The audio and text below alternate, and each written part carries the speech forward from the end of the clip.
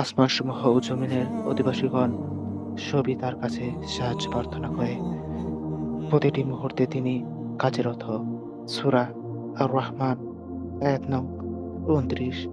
যেমন কাউকে ইজ্জত সম্মান দান করা, কাউকে অপমানিত করা, নবসৃষ্টির মাধ্যমে কাউকে জীবন দান করা, কাউকে বা মৃত্যু দান করা ইত্যাদি কাজের অর্থ।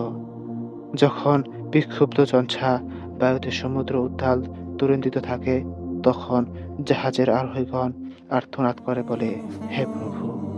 যখন মরুভূমিতে উট চালক ও কাফেলা পথ হারিয়ে ফেলে, তখন তারা আর্তচিৎকার করে বলে, হে আল্লাহ!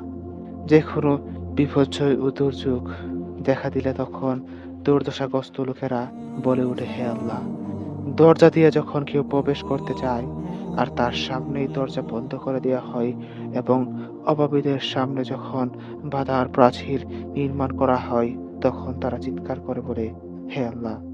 সকল আশা ভঙ্গ হয়ে যায় যখন সকল পরিকল্পনা ব্যর্থ হয়ে যায় এবং পথ সংকীর্ণ হয়ে যায়, তখন ডাক পড়ে, হে আল্লাহ!